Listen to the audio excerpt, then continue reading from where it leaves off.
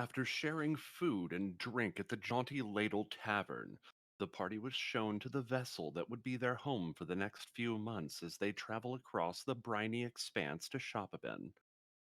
Antarius had brought cargo and even made some fancier accommodations aboard the ship, but the friends were drawn toward their thoughts of the ominous mirror. With the crew coming along in the morning, the party has some time to plan for their journey and ensure everything is in order for departure. Welcome back to New Dalancia, our Dungeons and Dragons 5th edition campaign. I'm your most gracious DM, um, VG Punks. I had to remember my name for a minute there.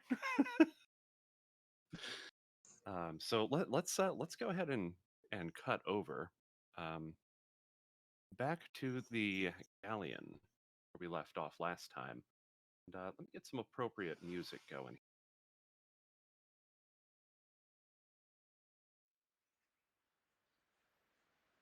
By the way, I fixed the lighting, so that is a thing. Yeah, you all should see that at this point. And when we last left off, everyone had climbed down this, climbed through this secret trap door that was hidden underneath a rug in the map room um, into the room with the mirror. It is now sitting before you, just sort of calmly shedding its swirling lights. Rek, Misku, you guys both stayed back um, in the in the bar area. The onboard tavern, those fancy accommodations of which I just previously spoke.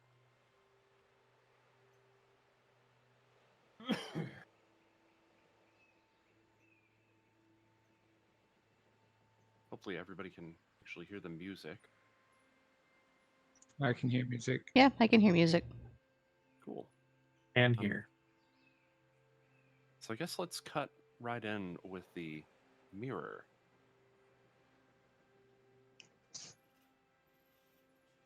So you guys, we climb down the stairs, standing in front of this mirror, and Antarius says with sort of a sense of finality, here we are, secret cargo room. I think if we were to be boarded or, otherwise, I doubt that House Drac or anyone would be able to find this room. Hmm.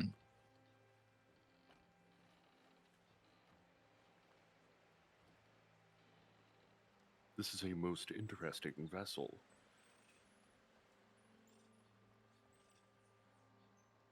Well, most ships are built with a means of transporting goods discreetly, let's say.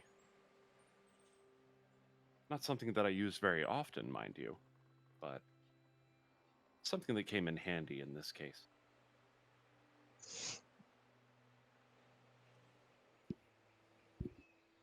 Tess is at this point, because we had left off last time, she was pressing her forehead up against the mirror, and she's still just resting there and staring into the glass.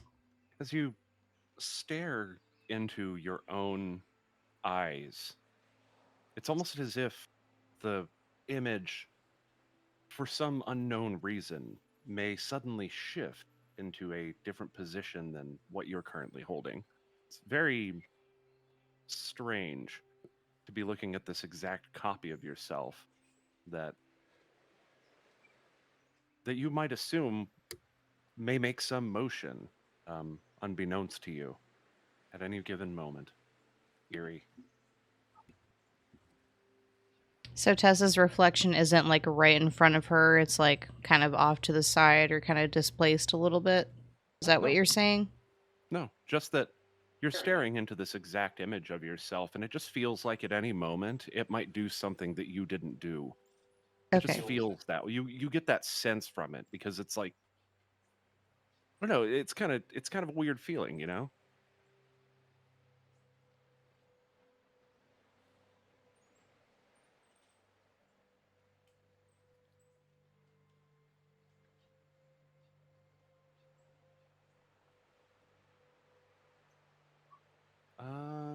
Let's see, Ian Fear, where are you standing exactly in accordance with this mirror.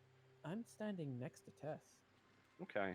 So you're kind of like right next to the mirror, like right up against it, or you're just kind of like shortly behind her, maybe a couple steps away from the mirror? I would say I'm probably like maybe like I mean I'm more closer to Tess than I am the mirror, and I'm probably like a little further back from her. Okay. Tessie, and if you roll dexterity check. Actually, let's make it a dexterity save.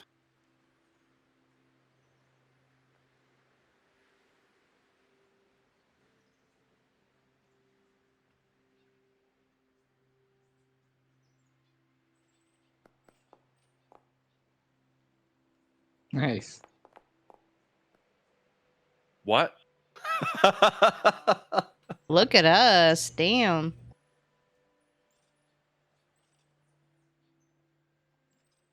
Do a flip. Oh, interesting. Better than average. Do a flip. Do a barrel roll. You so the both of you notice a slight ripple effect in the light emanated from this mirror, and you both kind of sidestep out of the way as a figure comes sort of toppling through with a breath.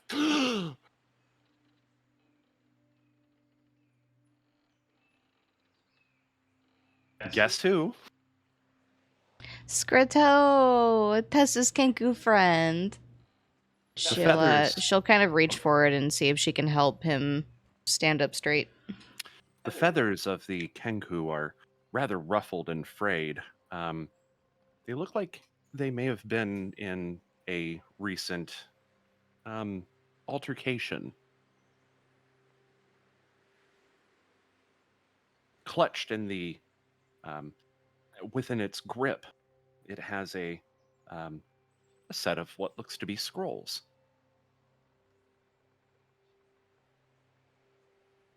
Skrittow looks into your eyes, Tess, and says, Tess, friend. Tess friend. Greetings, Skrittow. Skrittow, their eyes sort of move about in sort of a chaotic fashion. It grips onto the scrolls in its hands and says, in a very distinctly female voice, "If you ever steal from me again."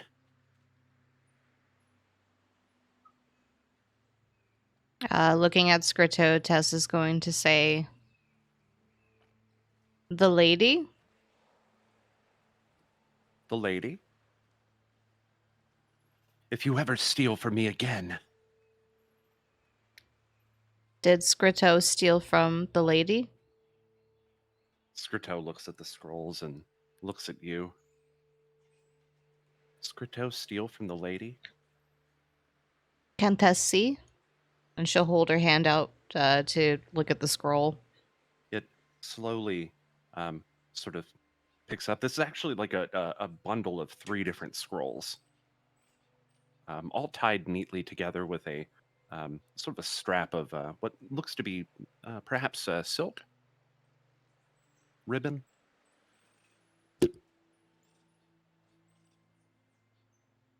And Tess will hold her hands out and she'll gently accept the bundle of scrolls.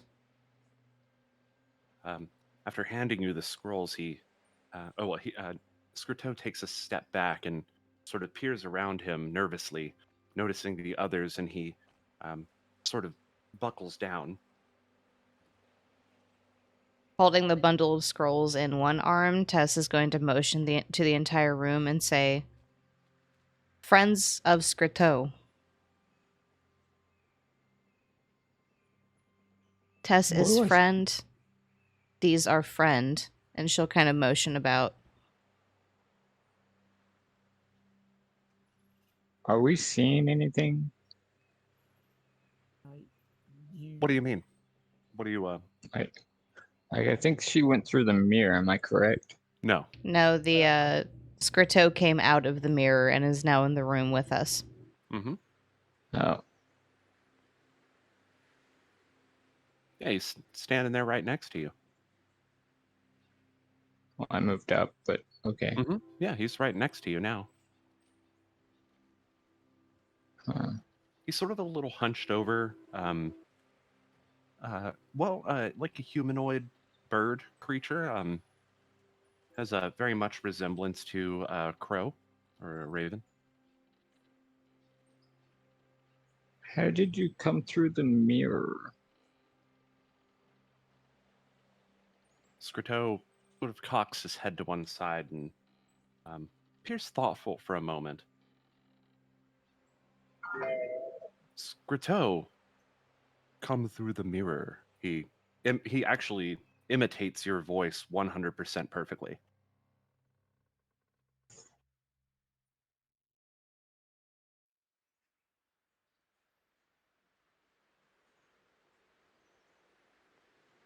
Yes, how? He sort of, once again, looking around the room frantically, looks over at you, Tess. And Tess is going to put her hand on his shoulder and then swap places with him so that he's like standing behind her. Did I move on top? There we go. Oh, now I'm outside the ship. Okay. There we go. Okay. I got it. Gonna kind of move that, shift that around just a little bit.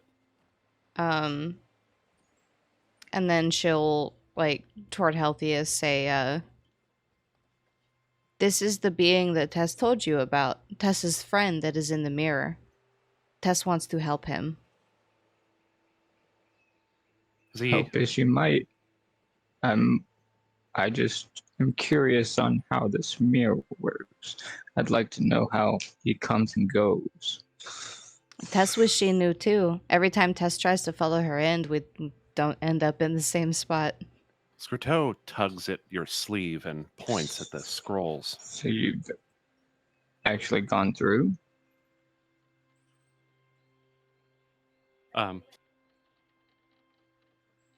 No, when Tess tried to follow through, the mirror closed on her. So we never end up in the same place as Skrittow here. Just stuck one side of the other. Skrittow has come through talking about a lady that he may work for. Is Skrittow wearing anything or has any kind of jewelry or like a glyph of some kind or anything? No, does not appear Can I to be wearing detect anything magic? of the sort. Yes, you can. Go ahead and link detect magic for me. Go ahead and cast that. Okay, cast. I'm basically focusing on Skrittow. I mean, I'm pretty sure this is going to pick up anything that has to do with magic, but I'm just basically focusing on the bird.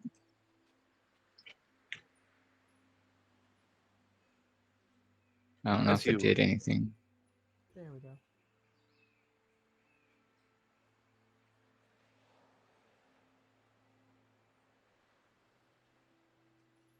What you detect is a great source of magic coming from the mirror itself.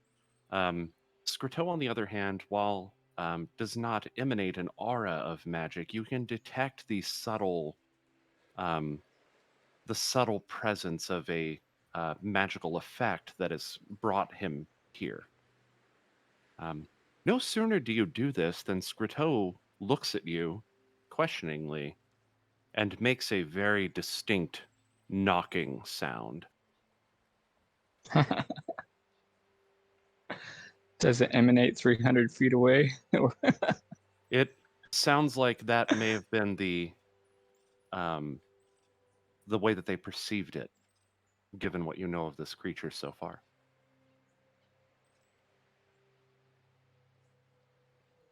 While Be easy, Healthiest my is friend. I'm checking just out this curious. bird, Tess is gonna start opening up the scrolls and taking a peek. I just told the bird creature Be easy, my friend. I'm just curious. The um,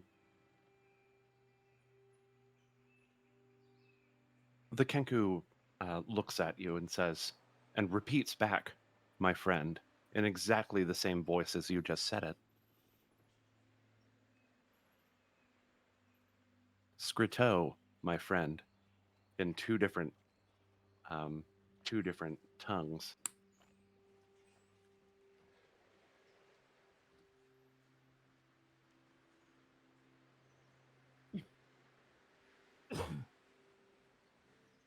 Tess, go ahead and roll an Arcana check, if you please. You have kind of very carefully take off this silken ribbon that contained these 3 scrolls. Nah, They have I'm gonna use my inspiration to re-roll that. Hold on. okay. Inspiration. Ah, Ouch. rough. My inspiration did me like that. Try as you might, these scrolls appear to contain wording and letters and various symbols that you are just not familiar with. Hmm. Would Tess have a look of confusion on her face then if she's like unable to basically? Oh, definitely. She's perplexed right now. Infir is gonna look to Tess and say, "Hey, maybe I have a bit of luck, better luck with reading these." Oh, Tess would very much appreciate that. Thank you, my friend. And she'll hand over the scrolls to Ian Fear. And Infir is gonna put one hand mimicking an eyeglass. If you remember this gesture, as he's gonna cast the level 1 spell, Comprehend Languages. Yeah, that's what I was gonna do. Please roll your wild magic surge.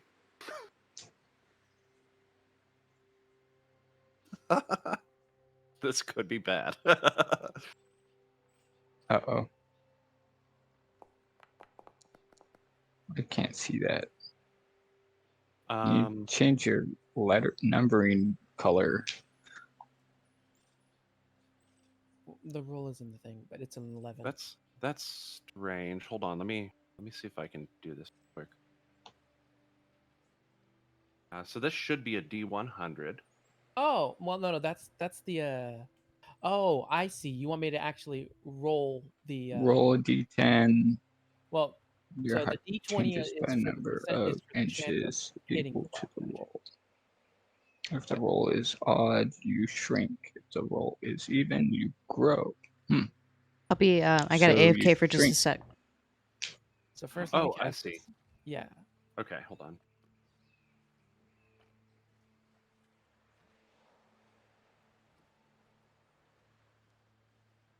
Let me put this in. You shrink almost a foot, is how I'm comprehending this. No. Where His is? spell went off normally. Oh, Yeah, okay. that's here. Let me put the thing in. Okay, yeah, sorry about that. I forgot how that worked. Oh, is that what happened? Oh, is that Yeah, what you clicked? that is actually that's the entire list for Wild Magic Surge as I well as see. the spell description. So I just read through the spell description and then basically you roll a d20 whenever you cast any spell level 1 or higher. And if that roll is a 1, then you must roll on this a d100 for this Wild Magic table or this Wild Magic Surge table. So because you rolled an Gotcha. 11 on said d20, which we had spoken previously about how we were going to use a few house rules for that, but considering that you rolled an 11, I am deeming that your spell went off normally. Okay. So, with that said, for the duration, you understand the literal meaning of any spoken language that you hear. You also understand any written language that you see, but you must be touching the surface on which the words are written. It takes about 1 minute to read 1 page of text. Go for it. It's So Braille. while I've got this little finger eyeglass on over one eye, I'm going to be holding these scrolls in order to look at them and read them. Interesting. These appear to be. Oh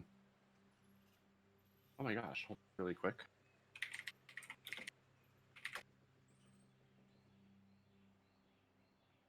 Sorry, one moment.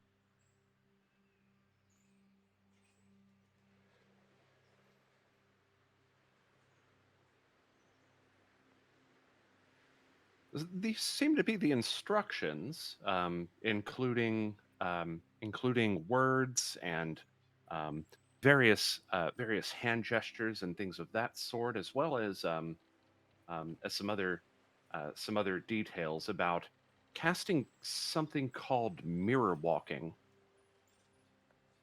Ooh, You understand the majority of it. Go ahead and roll an Arcana check, though.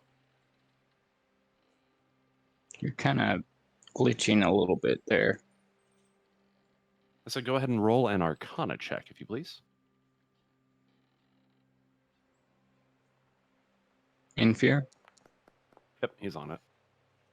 I'm actually going to use my what was the ability in here? Hang on a sec.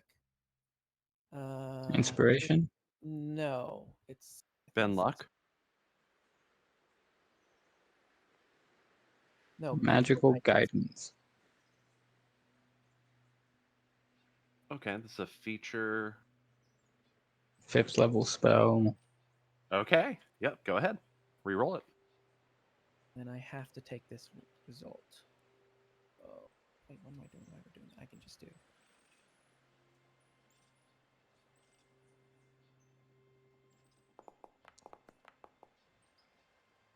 Better.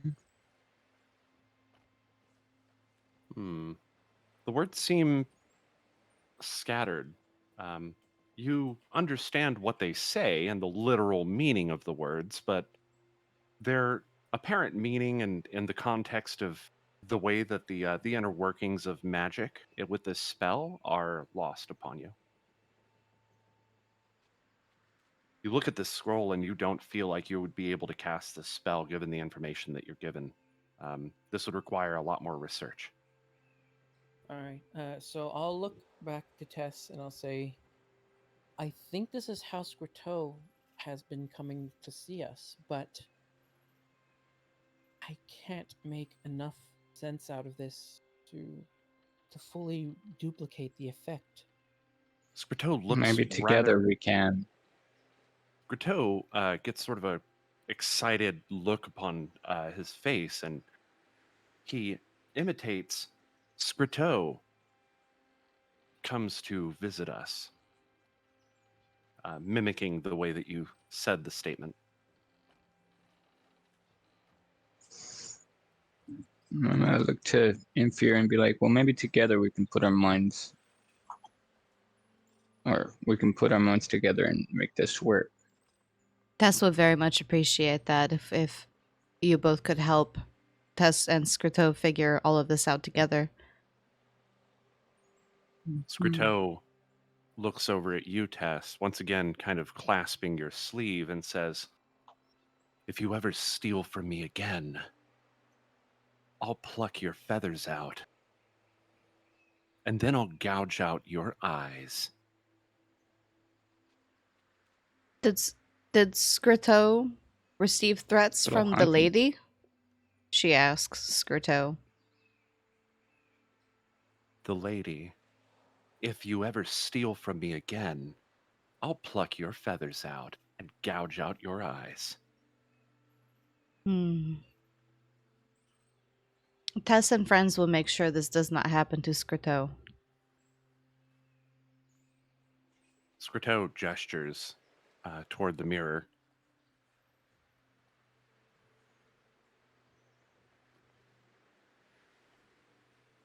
As he does so, you sort of recognize that he looks a lot more frail than last you saw him. Um, Malnourished, perhaps. His feathers ruffled, and looks like he's been in some kind of fight. Is Skrittow hungry?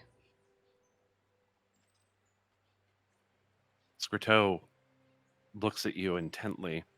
Um, Bless you. Hungry. Thank you. Hungry? Tess will feed Skrittow. Come with Tess, and she'll hold her hand out. Skrittow looks back at the mirror, but takes your hand regardless. Lady can wait. Come with Hmm. Tess. Come then. let us return. Okay, so everyone, if you would please step within within the 4 spaces where you see Ian Fierce, Serene, Valphalin, and Antarius. You may Do then, it now. well, once we transfer here, basically what you'll do is click on the little journal icon over on the left-hand side. You should see a little icon appear, and if you click on that icon, everyone in that little area should you should transfer rather.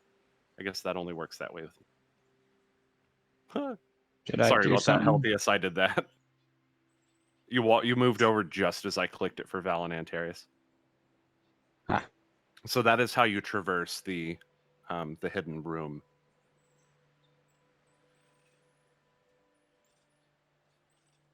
Oh yes, Skrittow. There you are.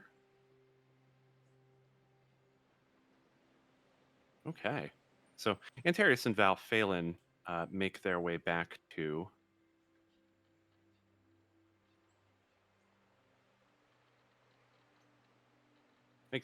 down the stairs and into the room with you and with you, Rek, and you, Misku. Welcome back, y'all.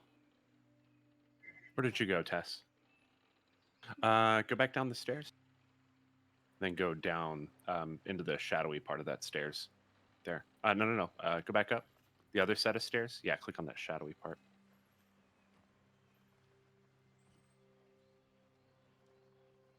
So Tess also comes down the stairs with Skrittow in tow. Rek, Misku, you're both surprised to see a kenku, a rather feeble-looking kenku, being led along by Tess. Healthius, are you okay? Are you lost? I am lost. Okay. So basically, we're just going to move your character toward these stairs here. I've been trying to figure out how the map works. No worries. It takes some practice. All right. So everybody comes back down the stairs. Misku and Rek, you've been kind of sitting here enjoying your stout. Valphalin is going to take a seat at the bar, and Antarius will actually hop back over the top. And you see him kind of whip around and start looking for something within the shelves at the bar. Before long, he comes back with a bowl full of various vegetables and sets it down on the bar. Dude. And he presents the bowl. Can Tess also get some bread with this? Oh, of course. And he reaches back down and pulls out a couple of loaves of bread and sits it down before you. Tess will take the vegetables and the bread to this separate table over here so that we're not overwhelming our friend. Skrittow sits down next to you, actually, kind of in the corner, sort of is ducking down and picking at this food.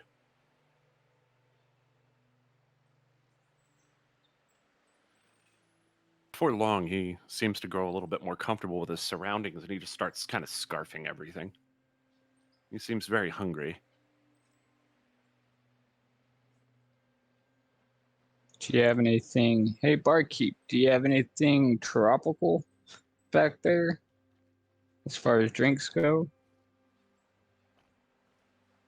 Antarius laughs a bit.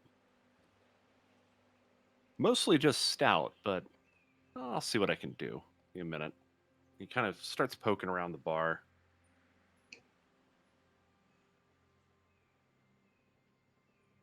Let's see here.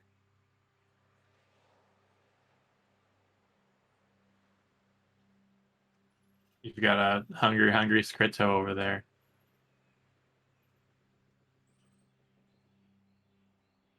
Antarius, while you're poking around back there, may Tess bother you for some leftovers and maybe a to-go bag?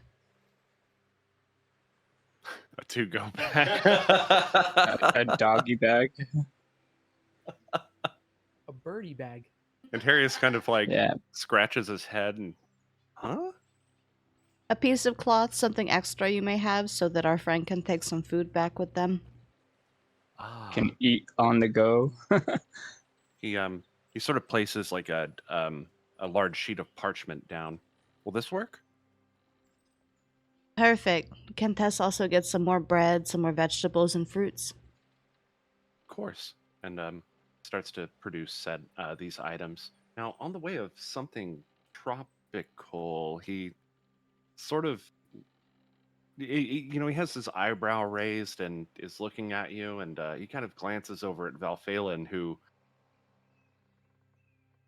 indeed, I suppose I was always more suited for these sort of things, and starts digging back behind the bar, and he breaks out a few different bottles of various things. Some of them very vibrantly colored, shades of like a sunrise kind of orangish yellow. There's a bottle that is it's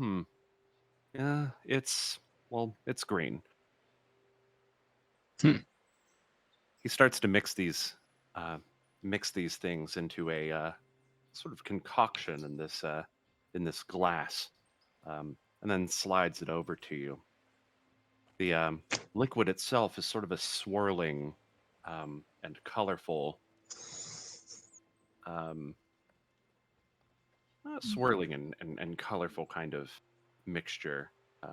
All different Is this sorts of. magic? You don't think it is? Well, I asked who made the drink. I'm like, is this magic? Val I think made it's the drink. Valphalin. Yeah, Valphalin Yeah. made the drink.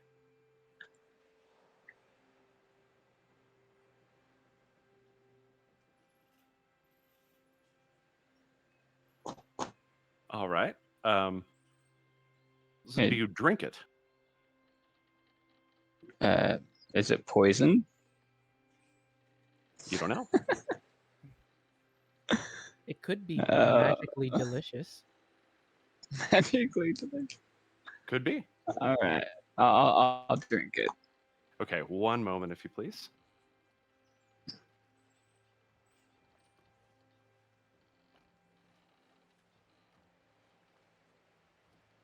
Capable of rolling that?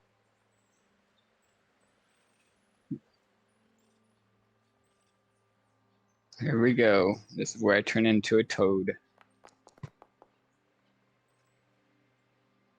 Do I get a very good-looking princess to kiss me? No. Nothing of the sort. So you take this drink, and it seems like a fairly well mixed together, concoction of various different tropical flavors. It is very, very alcoholic. All In fact, right. it has quite a bite going down. Go ahead So and I'll roll. go. I'd like you to roll a Constitution check, if you please. Or a Okay, give me Constitution 1 save. second. Okay, give me a second. Let me get that pulled up. Stupid thing, do something. Am I still connected? Yes, you are. There is no active combat. What? What? No, yeah, in your player sheet, it should just be if you click Constitution, it'll pull up a Oh thing. no, I got it. I know how to do that. It popped up with something else before I even got there. So. Oh, weird. So I'm doing a saving throw. Yeah, saving throw. Normal. Yep. E. You kind of drink a little bit too much of the drink, and immediately you feel your face flush red with blood. Feels good though. It's very relaxing. All right. Rek, you watch Helvius down. Take a big swig of this drink, and just immediately his face flushes red. I'll close one eye and be like, yeah, that's pretty good there, Val.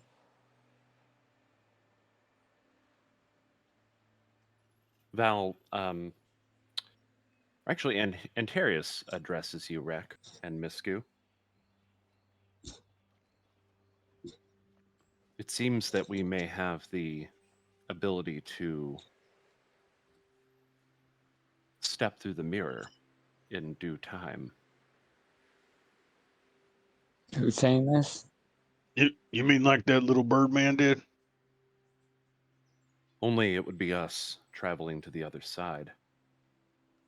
But oh, what?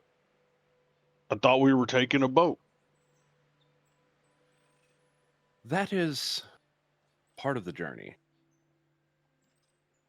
But this mirror has beckoned to you before. I assume that at some point, be it while we're on the ship or when we reach Shopabin, it may be in your destiny to step through it. I have a feeling that we're gonna have to use the boat to get to the city, to go through the mirror, to go do what we need to do. Which is what? Maybe get to the root cause of this disease. Ian Fear, so you're implying that we should await arrival at Shopabin to enter the mirrored realm. We could take the time to read and try to make sense, but I feel like Shopman would have more information on these scrolls to fully discern their words. I can read the words, I can see the gestures, but I can't make sense of how 1 and 1 equals mirror walk, essentially. Hmm. Hmm. How about Although I am very studied, the ways of magic have always eluded me.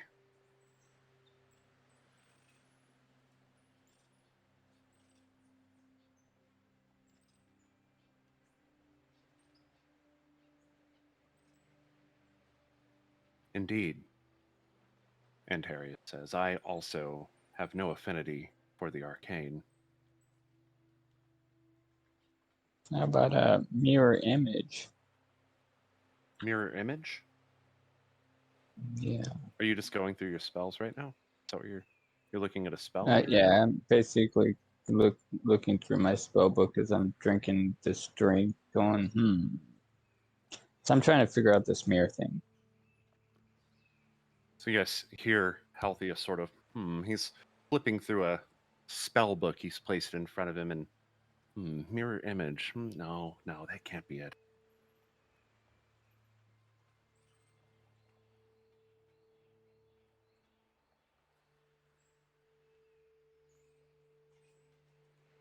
Does that bother you?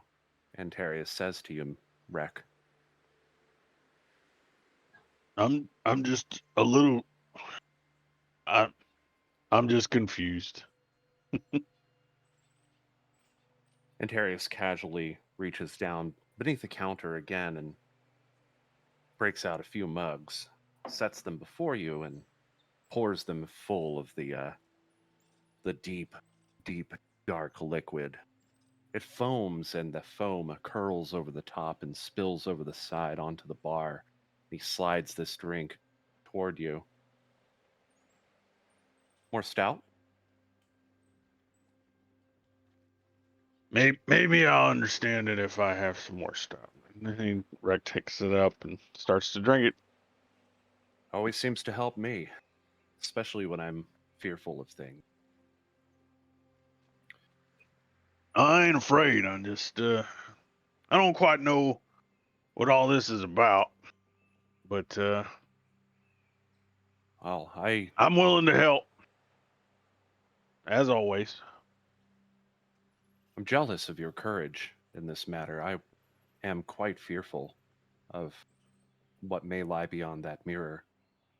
But that doesn't change our duty in this matter.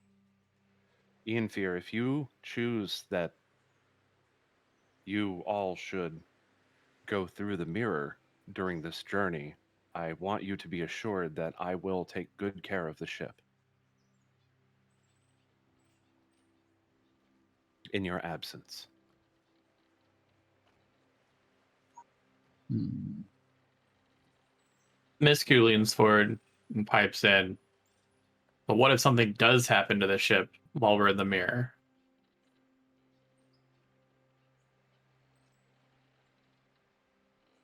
He makes a good, I'm sorry, she makes a good point, you know.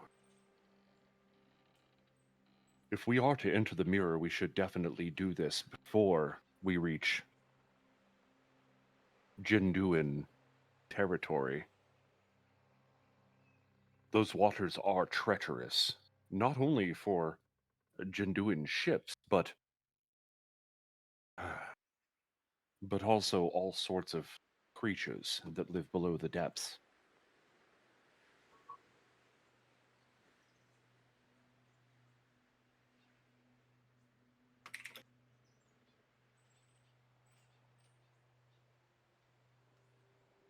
Hmm.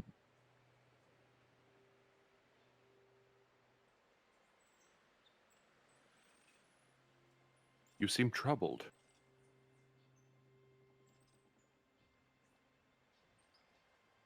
I Is that suppose I... directed at... Oh, Yes. okay. I suppose Sorry. I can't blame you. Miss Q sets her mug down and just crosses her arms, closing her eyes, just obviously thinking as hard as she can. She's not much for thinking. And then she says, Miss Q doesn't really get all the magic stuff and everything, but if we go through the mirror and something happens over here to the boat or the mirror, then how will we get back?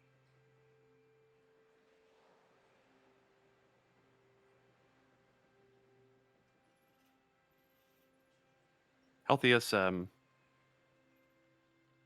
behind you walks pretty scraggly looking cat.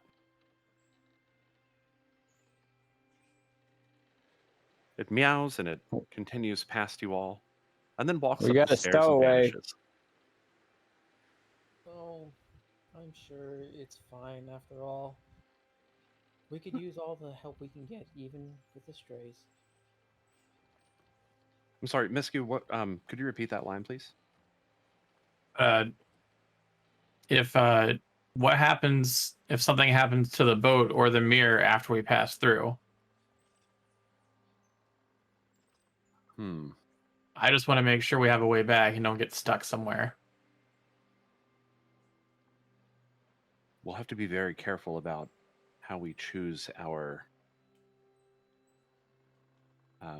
trip through the, or well, your trip through the mirror. I am confident that I can keep the ship in one piece. I can keep us free of, I can keep us away from danger. This is a very quick ship, and rather sizable, so I doubt a smaller vessel would even try. And we are well armed. I have also hired sufficient crew to take care of a ship this large. They should be here on the morrow. Now, as for the mirror, well, something happening to the mirror. It's pretty sturdy where it is. It shouldn't break or anything of the sort, but should that happen, I honestly can't say what might happen from the other side. We were told in the mirrored planes that our mission was to cross through the mirror and shatter it from the other side, closing it off. And at that point, we would have to find another way back. Now, the way I see it, we don't need to break that mirror immediately. We can take some time to investigate things on the other side before we take any such action. We're not even really sure it's the right mirror, frankly.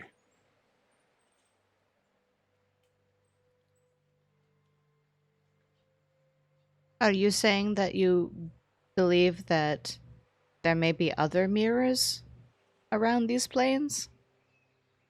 That seemed to be the implication from the... Oh, what was her name? The elven lady from that mirrored universe that we traveled to in our dream on the expedition, you recall.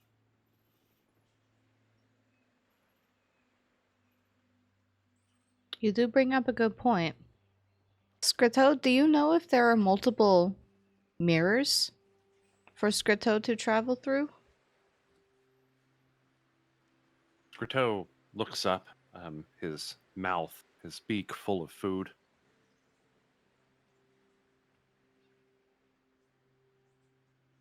Multiple mirrors? He repeats in your exact tone. I Does think that's a yes. does Skrittow use mirror for travel? Or the aforementioned mirror walking to open portal? Skrittow use mirror for travel? He repeats. Is it the lady's mirror?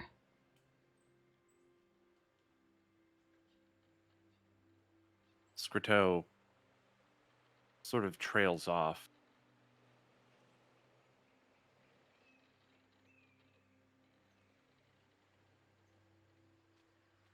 Is that a no? And Hmm. Skrittow replies, no. In Valphalen's voice. Does the mirror belong to Skrittow? No. Who does mirror belong to? Friend? Enemy? He sort of peers around the room.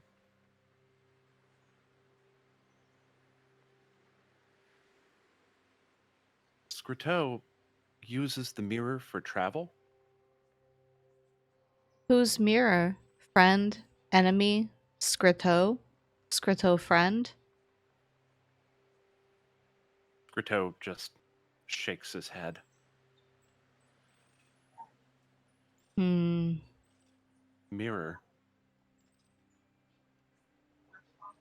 for travel? Tess would definitely like to see the other side of this mirror. Mm-hmm. So would I. Skrittow's eyes light up. And he makes a very distinct noise, one that you haven't heard him make before, in which he goes, Skrittow! Skrittow!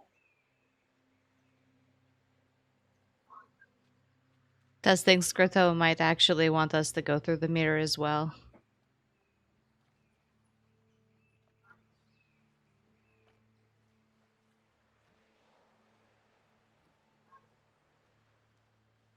Well, finish eating, my friend. We will figure this all out with time. Tess promises. He continues munching down his food. And meanwhile, Healthy. Tess is going to put some leftovers in that parchment bag, for Skrittow to take through the other side of the mirror in the case that we cannot follow him through.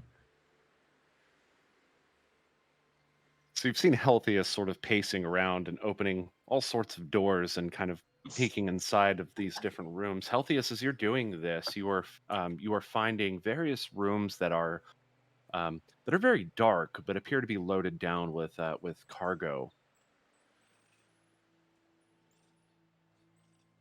The light from the bar area pours into this room, revealing sacks of what seem to be wheat and flour and other such provisions for making food. Mm-hmm.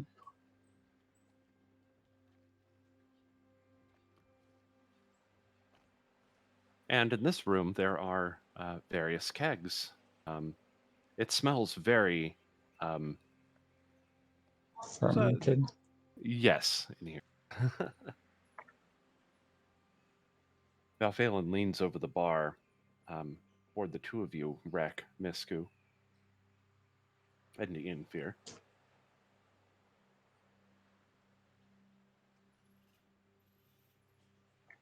Whatever the case, we definitely have plenty of time to mull it over.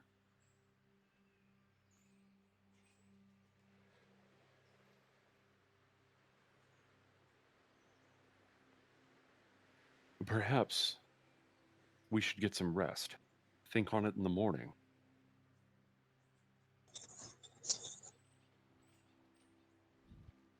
But I wonder, what of our feathery friend?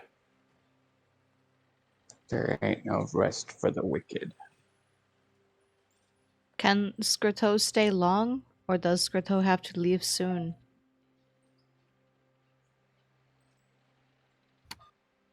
The kenku says, Skrittow have to leave soon. Mimicking your voice. Tess thinks our friend may need to go back through the mirror before we settle down for the night.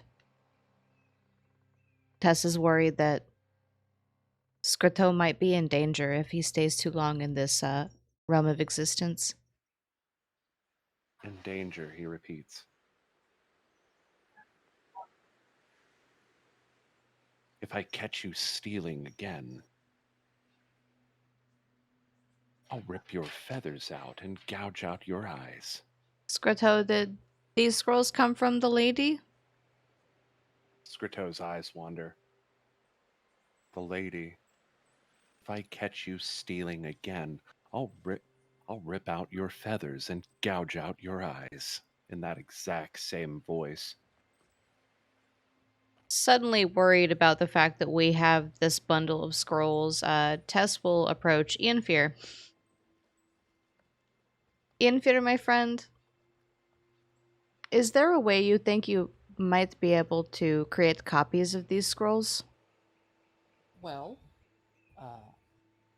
given proper parchment and ink, and then he's gonna reach into sort of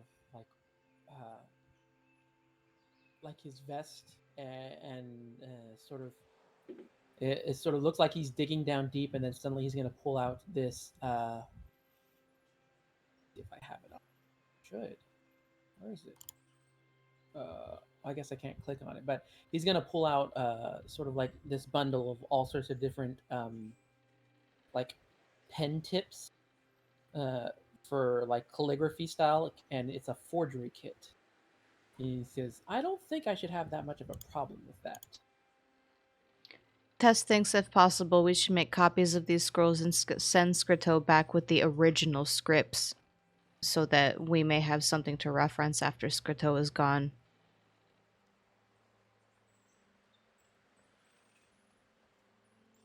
It would be very much amazing if Ianfear could help with that. Skrittow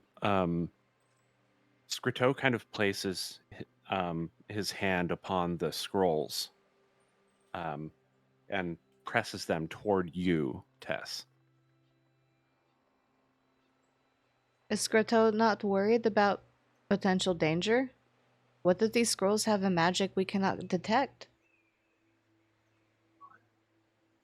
Suddenly, Skrittow, his eyes sort of become very sort of glazed over. And he starts to make these very strange noises. But among these is this very distinct, no, please.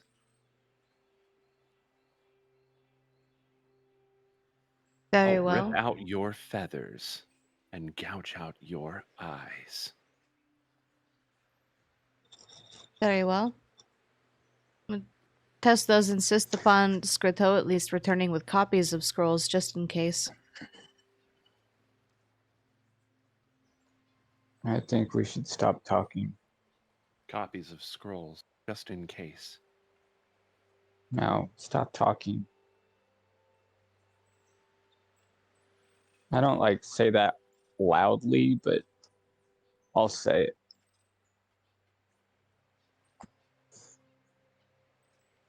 Hmm. Skrittow looks over at you.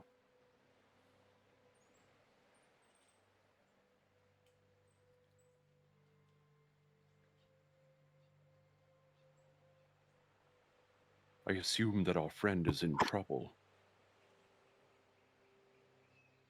It seems that way. I mean, look at him.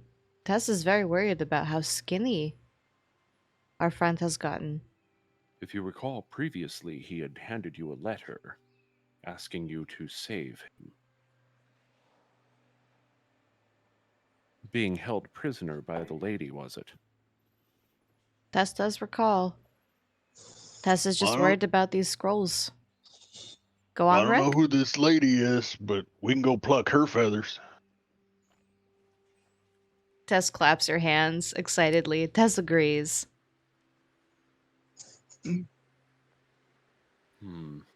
If we can't go through the mirror, we can't get to the lady. And if Skrittow is the only one who can go to the mirror to get to the lady, then she will basically know everything that we've been saying because of Skrittow.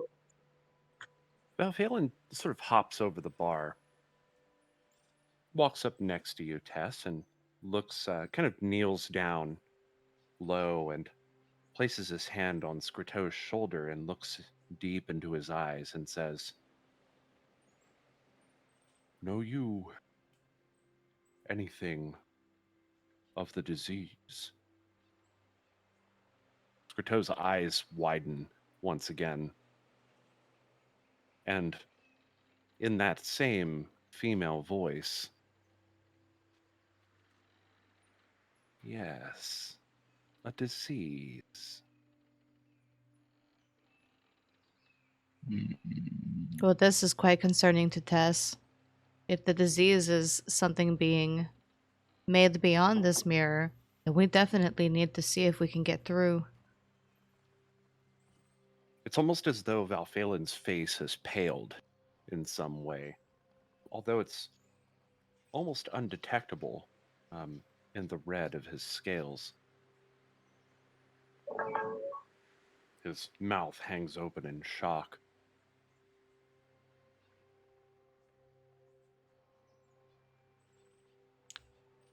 Valfalen, do you think that maybe this magical disease is coming from this mirror? As in, if we take it with us to another town, will we infect those people? Skrittow once again looks deep into Valfalen. "I don't know what you want me to make this for." A voice you've never heard before. Well, that is new.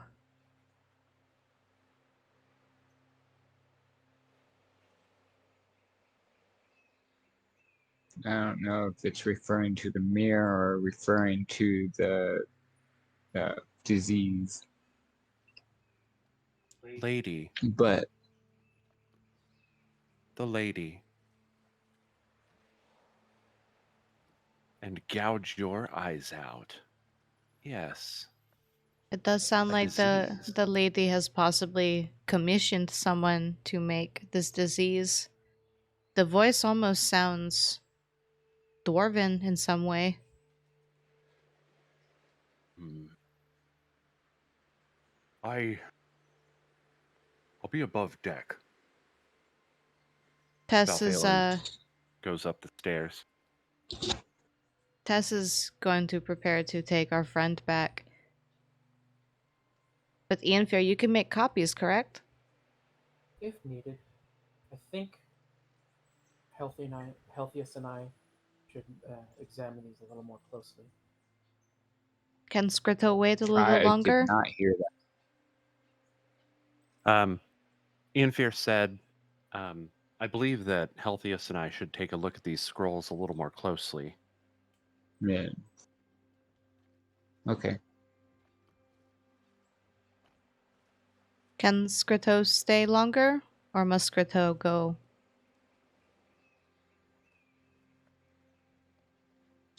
Skrittow just repeats, trailing off. "Must Skrittow go?" Hmm. Rek, as you come above deck, you look around, and at the very, at the fore of the ship, um, just around the area of the bowsprit, Valfalen leans over the railing, looking over the side and into the distant horizon. Hey, man, you all right? I suppose I am attempting to analyze what has transpired. Well, I don't know much about what's going on right now, but what are you thinking? So many people have died due to the spread of this magical disease. And at first, it seemed as though we were so disconnected from it, but experiencing its fallout nonetheless in our dream. But that is all I had taken it for at the time, a dream. And we proceeded with our mission anyway, unlocking the great gates of Dintherum and the room containing this mirror. And to think that it is possible that this mirror has played some part in unleashing this disease upon the rest of the world. Well, were you the only one to make that decision to go in there? Did we do this? He looks more serious than you've ever seen him. Not thoughtful, but rather defeated. Concerned. Please tell me that we didn't do this. Well, I'm gonna have to say that we didn't do this. Not only because you asked me to, but from what that little bird man was saying, or what he was saying, the lady was saying, it seemed like she asked for this. And if she was gonna make a disease, and she planned to use it, I don't think Adora would have stopped her. For a moment, he shifts his gaze into the deck of the ship. He runs his hand gently along the railing.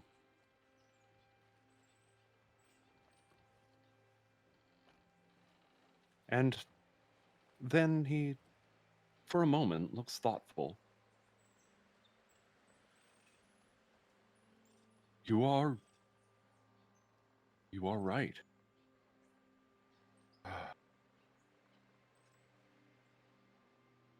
It's like my dad told me once when I was visiting him. He's like, if a thief is gonna steal something, a lock ain't gonna stop him. So I think if some crazy lady with a disease really wanted to get it out there, she's gonna find a way, regardless. But I want I mean, to we could ponder. still kill her.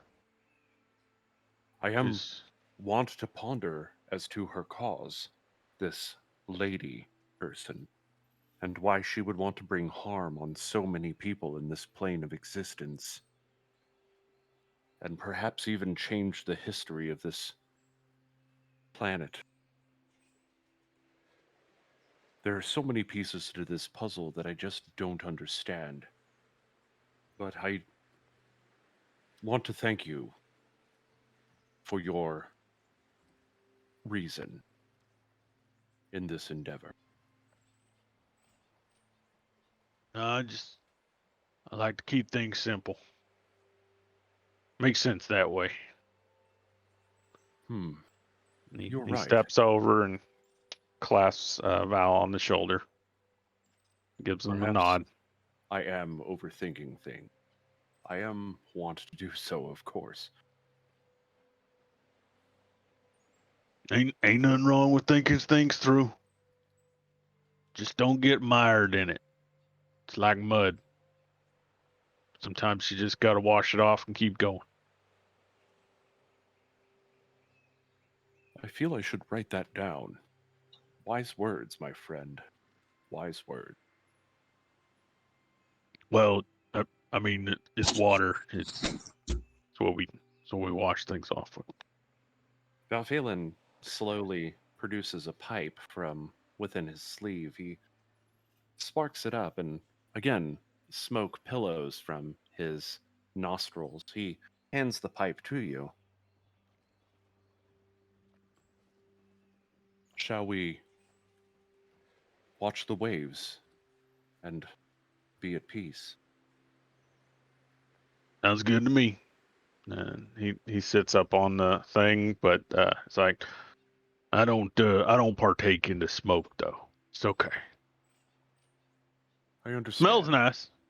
To each his own. It does have a very does have a very woodsy kind of smell. It's not like a burning, smoky, charcoaly kind of smell. It's more of an earthen,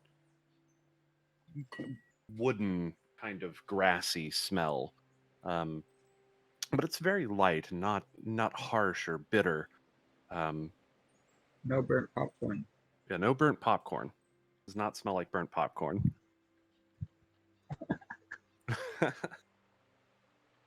The sun has set over the horizon, and the stars reflect, and the moon reflects their light off the waves. In this darkness, the ocean seems to span out infinitely, all the way out to the horizon, as if you were to sail out there, you might fall over the edge.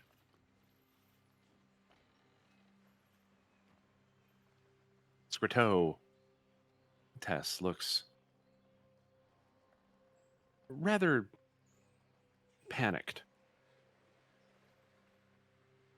The mirror. Tess will take you back. Come with Tess, and she'll hold her hand out for him. He clasps your hand firmly. And then she stops and thinks for a second. How does Tess get back to the mirror? Is it this way? Yes. Yeah, you're going the right way. Okay. Is everybody else staying in the bar area? What are you guys doing? Misku started actually heading topside, maybe a moment or two after you two went up. Okay. And Misku is going to scale the crow's nest and light up her pipe at the top. Serena's going to head out of the room as well, and go up to the top. Cool. Healthius, Tess, and Skrittow, I'll be right back with you. Let me go ahead and address everybody who came up top. Serene, what is your intention for coming up topside? Is it just because everybody has kind of left that room? Yeah, there's that. Also just to get some fresh air, because they've been kind of below deck, and she feels a little, claustrophobic. So The she night wanted air to. is rather cold, and again, the stars and moonlight reflect off the waves in a way that you are not quite used to seeing, being more accustomed to the forest and the gateway in your home city, let's say, or your hometown. Well, your home forest. The gateway into the Feywild from whence you came. It's very strange being in this mortal plane, and the kinds of things that you've seen here are, well, otherworldly to you. But also, in a way, oddly familiar. Yeah, Serena's heard tales about like ocean fairies and things like that. So she also kind of wants to, see maybe if she could meet one. The Feywild is mostly forest, but it does have its bodies of water. This is probably among the largest you've ever seen. Again, the horizon just seems to span out forever. As you're climbing up to the crow's nest, you have an excellent view not only of the ocean, the stars, and the moon, but also the city below, where fires, torches, lamplight burn and illuminate the immediate vicinity. However, there's still the feeling of isolation, perhaps a feeling that is yet to come. You see Rek sitting on top of a stack of crates, and Valphalin still leaning over the side of the railing and puffing gently upon his pipe.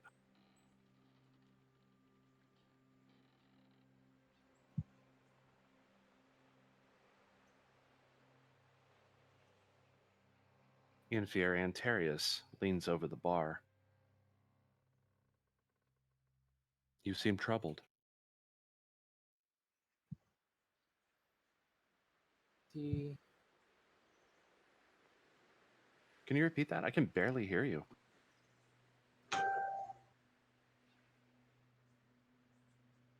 Ian Fear? Can you yeah, hear me? yeah. Okay. You seem troubled. This magic crossing from one dimension to another, very powerful. And I've I'm only ever sorry. heard tales of such things before we found the dwarf below the castle, below the What Queen's was the chamber. bird's name? Say again? I'm sorry, what was the bird's name? Skrittow. It's a Skrittow. Skitow. Yeah, I'll put it in the general chat. Skrittow. Just like that. But it's ever since coming here, had already two creatures who have been summoned forth here. We've crossed over into the hell, essentially. And now this. We are dealing with some very strong, very ancient magic. Is that your reason for chartering this ship Among back to others, Shopabin? we need as much information as we can get. If we rush headlong into this, there's no telling the kind of dangers we could face. Well, you have my shield.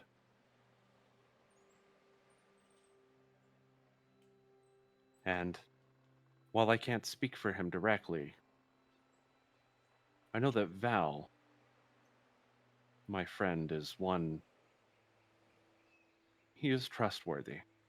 He will stand by you, even in death. His face looks rather grim as he utters those words, and his words trail off. Let's hope it doesn't come to that. Aye? Right. I have some papers to start writing. No sooner that you say that than a cat I've been scurries looking for by. that cat. That's why I was roaming around. I was looking for the cat. Rather scraggly and well, I mean, it looks, the worse for wear. It prowls back up the stairs and vanishes up on above deck.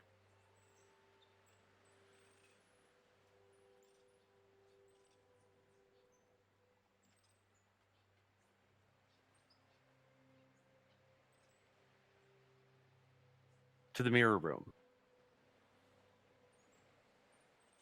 Tess, as you proceed down the steps and Skrittow approaches the mirror, he looks back toward you. You hear footsteps coming down the ladder behind you, and you turn to find Healthiest, intrigued at all that has transpired and staring into the mirror at Skrittow. Skrittow grabs your hand and falls down to his knees. If I catch you stealing again, I'll rip out your feathers and gouge out your eyes. Please, no.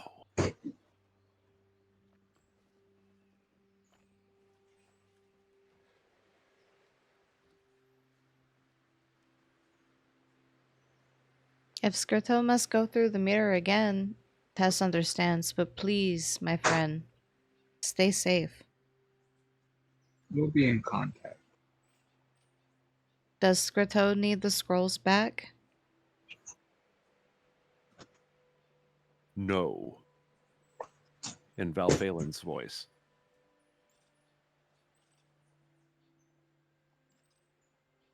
Please, my friend, stay safe. He grips your hand and then turns to Helthius and grips your hand, Helthius, and says, please, my friend, stay safe, in Tess's voice. We'll be in contact, my friend. But before you leave here, take this food and this medical kit with you. Skrittow, stay safe. And she's going to hand over these supplies to Skrittow. Skrittow takes the supplies, places them down on the ground next to him, and wraps them in the parchment from before. He looks at you with one last sort of gaze and says,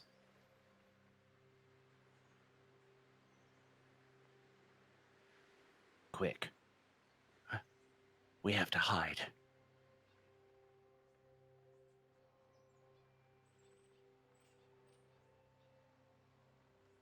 And gouge out your eyes. Please, my friend, stay safe. Gathers up the things, and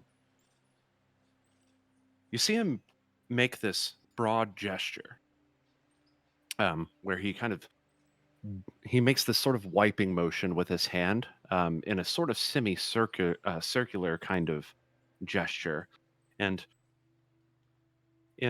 again, in the voice of this female, you hear this strange sort of mumbling kind of humming, but it's definitely that same voice. Can I Both make of you, it out? please. Yeah, both of you, please go ahead and roll our Arcana check. Healthiest, you can go ahead and roll this with advantage. Oh! Nat 20. And we have Nice. a 20. Healthiest, this is a spell incantation. Yes, I know, but he rolled a 20, you rolled a 21 with your crit, which your nat 20 was a crit, so you're understanding this too. Like, this is a spell incantation. While you don't know what the words mean, it is very, very much a spell incantation. Okay. You see that he produces something from within his pocket, crumbles it into his other hand, and then wipes it on the mirror. The mirror then makes this sort of rippling effect, and the light seems to scatter around it as his hand passes through, and he Can I make sort out of what that leans is? forward. Like a piece of paper or ash or something? Let's see.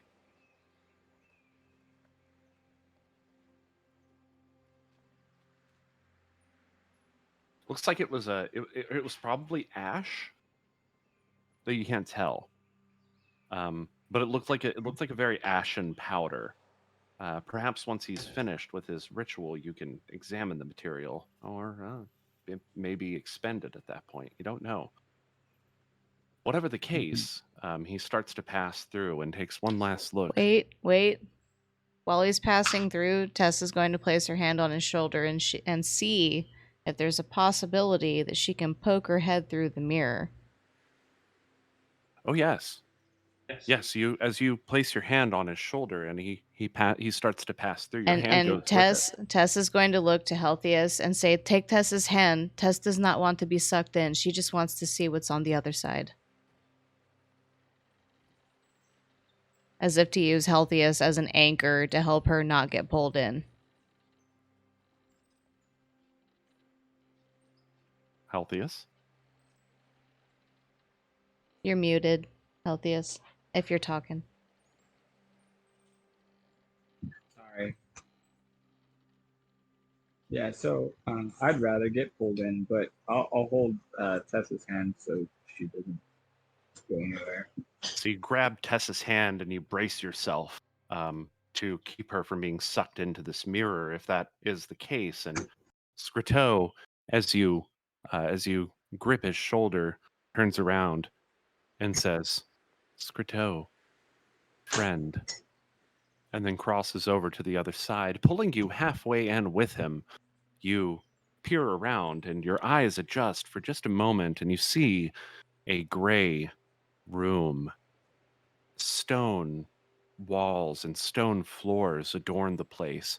It looks very ancient and very strange. You've not seen a structure like this. Perhaps the inside of the castles from Bunavar, but not so refined. Every corner perfect, every tile in the floor 100% clean, clear of any dust or any other sign of some kind of tissue or anything. But in looking around at all of the stone fixtures in this small room, a single doorway stands prominently directly across from you. Skrittow lets go, or you let go of Skrittow's shoulder, and he proceeds through that door and around the corner. Pull her back. Is there anything of I note don't that wanna I get can see, decapitated. like any kind of like paperwork or arcane symbols, like on the floor or walls or anything? Like, can I roll an investigation? Yeah, go ahead and roll actually a perception check. You don't really have time to investigate, but you do have time to take a really good look around.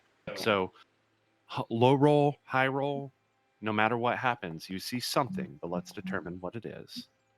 There are symbols upon the floor, but you don't have time to get a good detailed understanding of what those symbols are, but they definitely look arcane in nature. Perhaps Healthiest can give you some more insight as to what those are. But I will tell you this: Might need to draw it out or something. Yeah, Tess will single draw him out.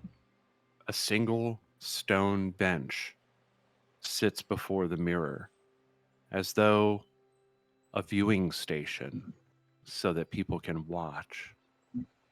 Like a large amount of people, or just like a regular size, like park bench? It's like a single person little bench. Okay. Kind of like a The vanity mirror is a mirror. TV. Yep. Okay. As you continue to look around and Healthiest starts to pull you back through, there's a sudden and very strong sense of foreboding, like something is wrong. But before you can react to this feeling, you're pulled back through the mirror and the rippling stops.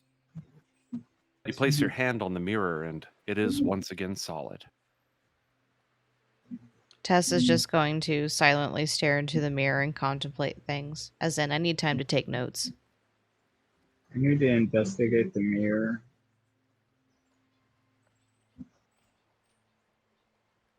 Healthiest, you step forward and start to kind of run your hand along the frame of the mirror. There are some ornate carvings in the side of it, none of them intelligible in any sort of a language sense, but artistically, they seem out of this world. As you brush your Roll hand an along the mirror. investigation check. Oh, yeah, go ahead and roll investigation. You brush your hand across the mirror itself, and there's there are very fine traces of a powder. Tess, do you have any of your little bottles with you? Tess is still just staring into the mirror. What did you say? I'm sorry. Do you have your little testing bottles? Oh yes, Tess does actually. Here, a couple glass vials for you. And she'll hand over. Like how many would you say you need, friend? Probably just one. Yeah, And even just that, one. hopefully you can get a decent sized sample. Tess will give you 2 just in case. Here. She hands you an extra vial. It's a small, about palm-sized vial glass, and it has a cork in the top for preserving Oh, whatever is inside. So I'm gonna take the dust or whatnot that I took from the mirror and kind of just rub it into the glass. So yeah, you sort of scoop as much of this dust, much of this material compound as you can get from the mirror into this vial, and you cap it off. You give it a little bit of a stir in order to agitate it a bit and see how it reacts. And the this is almost like an ashen kind of dust, like it's a very, very fine powder.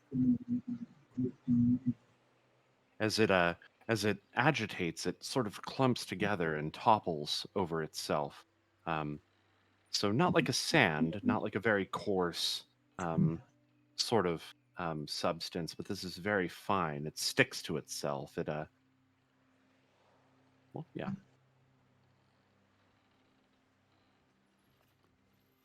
There's very little of it.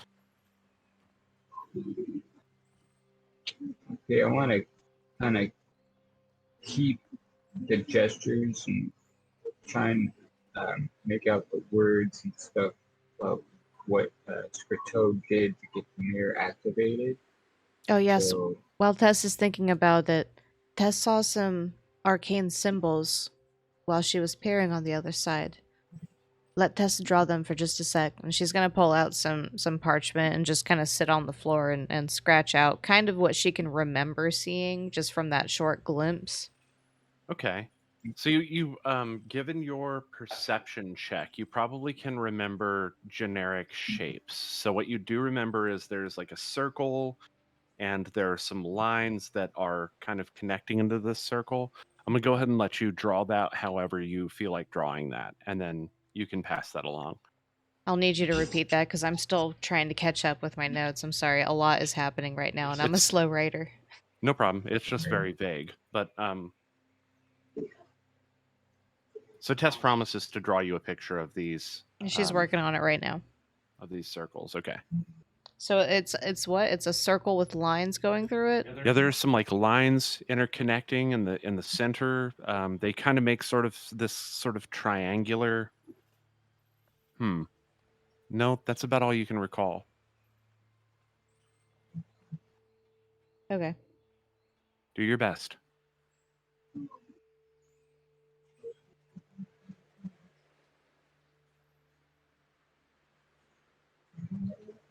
Otherwise, the mirror now feels normal to you, Healthius. The carvings around the side warm.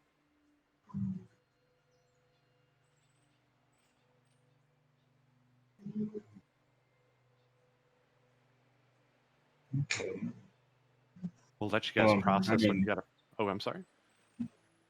I mean, pretty much everything that has happened or whatnot, the mirror went back to its original state for what, you know. So there's really not much more I can do in this room right now, but I do want to keep everything that I saw in memory, like I saw and heard in memory. So if I ever want to try and replicate the spell or anything like that, I am able to. So if able to do so. You try to take as much mental note as you're able to. Go ahead and roll. You know, I'm not actually sure. I'll let you roll an Arcana check.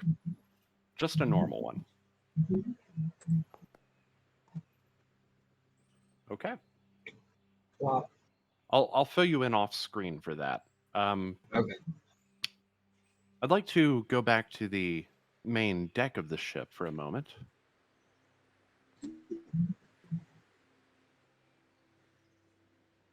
We all continue to look out upon the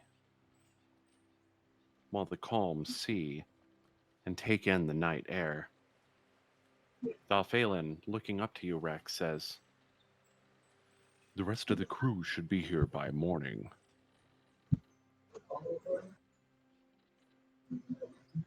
I wonder who they are.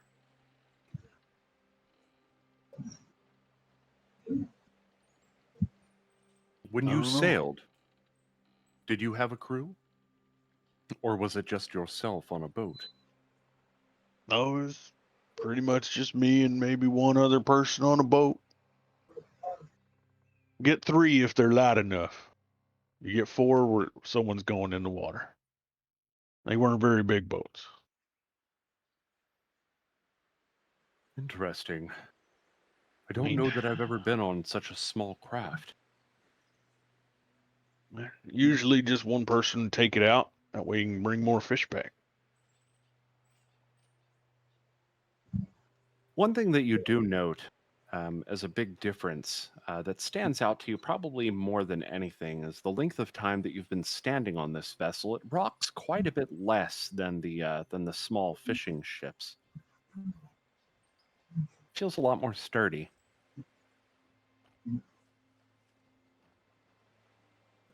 It is like a big floating house for this one.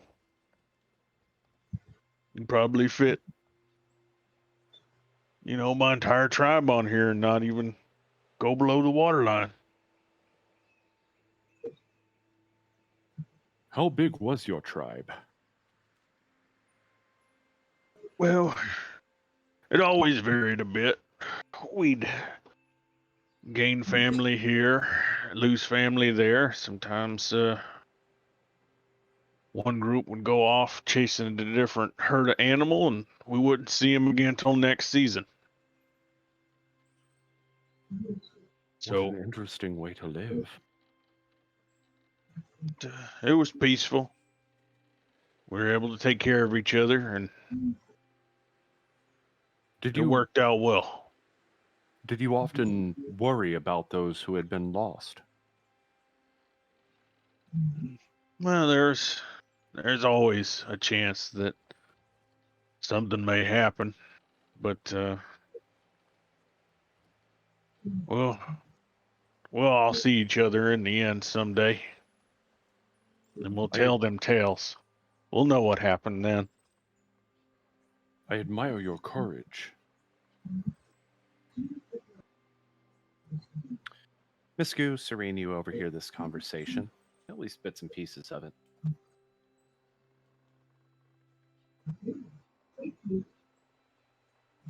Misku has climbed all the way to the top of the crow's nest, letting her feet dangle over the edge of the basket.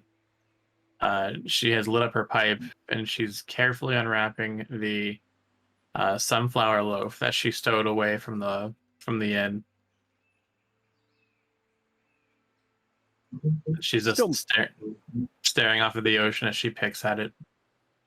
it maintains a bit of its warmth, and the outer crust of this bread is it's quite crispy, while inner um, the inner part is very moist and delicious.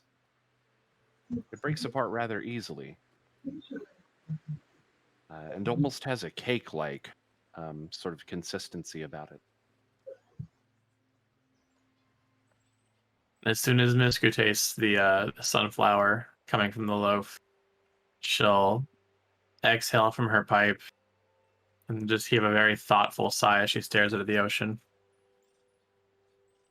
Crumbs scatter into the wind, which takes them and places them into the sea, where you see a group of fish here and there come up and start to nibble on the crumbs as they fall.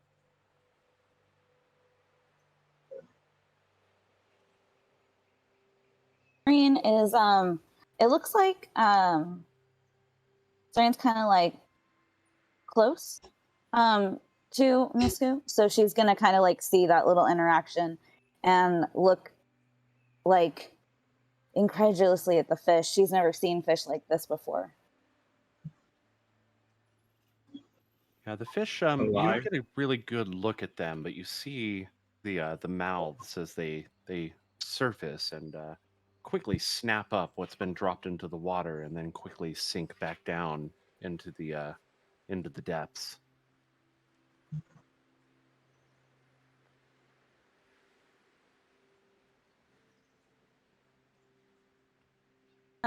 She's just kind of looking around. She's watching the thing. She sees like, the little cannons and everything next to it and looks at them. She's never seen anything like this, like a ship like this before. So it's all kind of like really surreal for her right now. Suddenly, in the distance, probably, well, let's say 100 yards out from where you're looking, there's sort of a glow emerges. It's a very bright blue glow that sort of appears below the waves.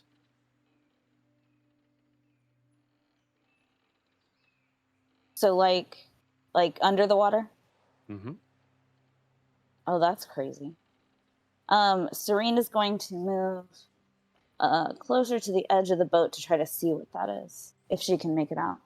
That edge of the boat is actually alongside the dock. You'll want to be Oh, either on the on the left other side. side Okay. or at the On that side. forward. That side? This Sure, side? that'll work. Okay. So kind Okay. of peering over, you kind of grab and you look forward toward the front of the ship, which is actually gazed off out toward the horizon. But yeah, that's essentially where that glow is coming from. You've never seen anything like it, except in the Feywilds. Really, it kind of reminds you of the various bioluminescent creatures that lived among the forests of the Feywilds. Mm-hmm.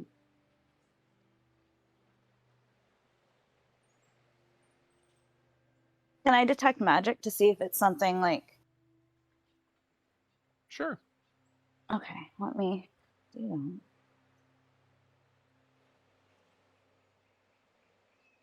that. Where is it? There it is.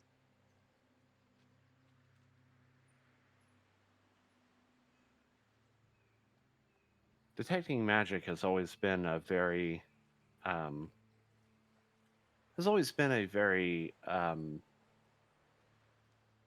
reliable means of telling when those creatures in the Feywild were close by.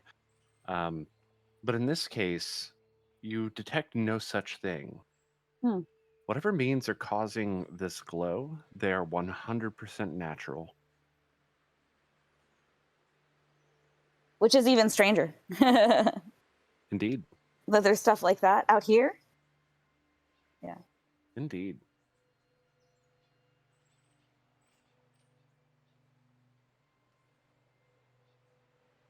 Valphalin leans over the side once more of the ship. I will never grow weary of that view. Even at port, the ocean is beautiful.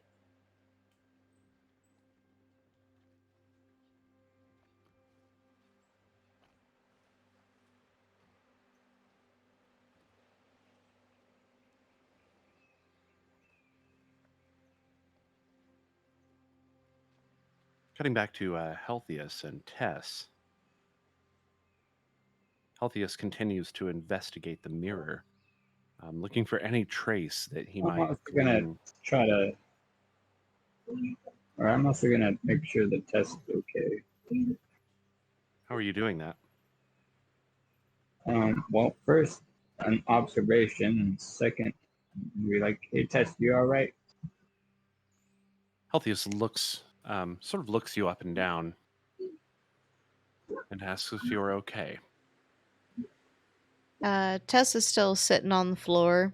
She's trying to carefully recall the arcane symbol that she was able to hold on to in her memory. And she'll look up to Healthius and say, "Oh yes, Tess is fine. Tess just worries about Skrittow's safety and being able to figure all of this out." Well, he'll be fine. We'll talk to him from time to time. Perhaps we should go back up and find Ian Fear. Tess thinks she has this sketched out properly. What's this? Are you going to hand him a picture of that? Yeah.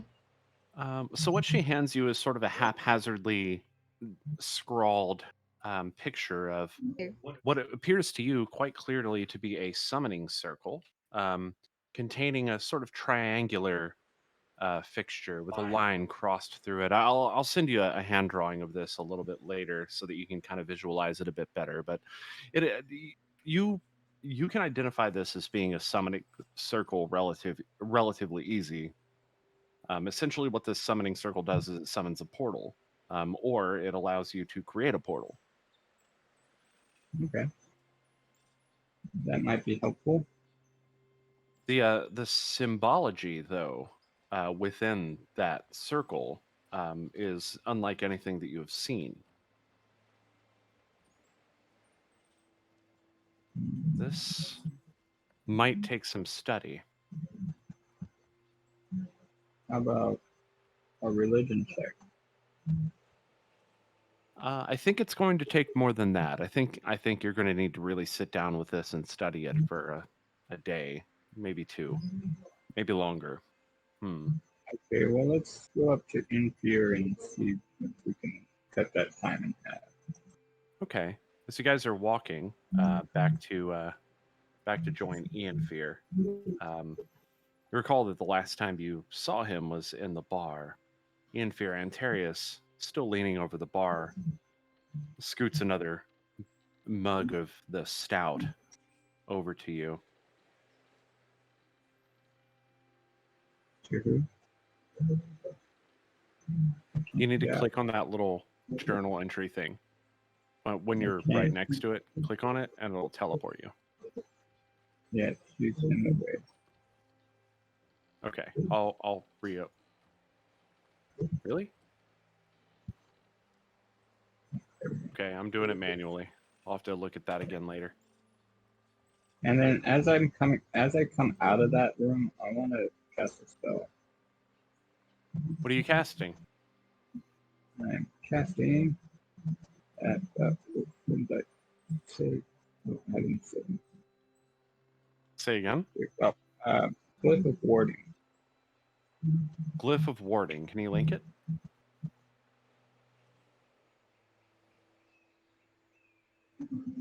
I'm gonna cast it on the bench, on the rug or whatever.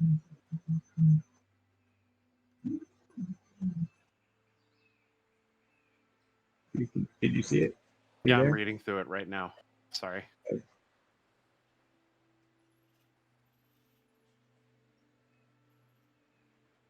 Okay, so there's some various different glyphs. I'll have a little chat with you after we finish up to figure out which glyph that is, because I know we're running quite short on time. But so you guys continue to make your way over to up the stairs. Ian Fear?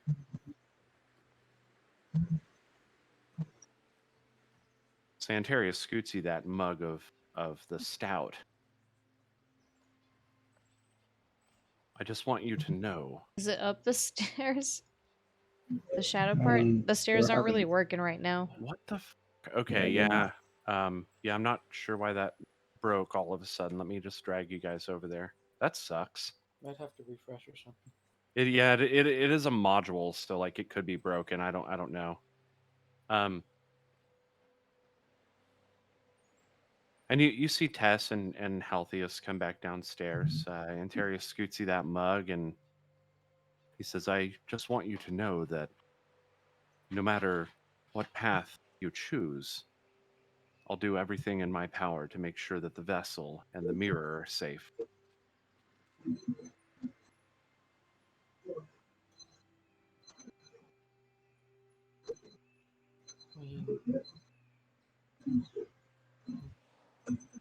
Whatever this is going on,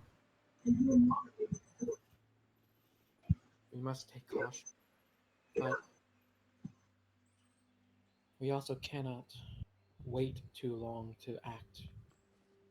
I can't hear you. Indeed. He said we also can't wait too long to act. Well, everyone, that is about all the time that we've got for this session. We will go ahead and continue this next time. So please join us next week for another episode of New Dalancia, our Dungeons & Dragons 5th edition campaign on the VG Punks channel from 5 to 7 p.m. Central Time. Be sure also to join us for Deep Space Transmissions, which takes place 6:30 to 8:30 p.m. Central Time as well. More information on those shows is in the About section and the Schedule section on my Twitch page. I hope to see you all there. But otherwise, and as always, this is your most gracious and humble Dungeon Master, VG Punks, and I and the rest of our friends are signing off. Keep a song in your heart. Once a Bye. fireball. Don't cast Fireball.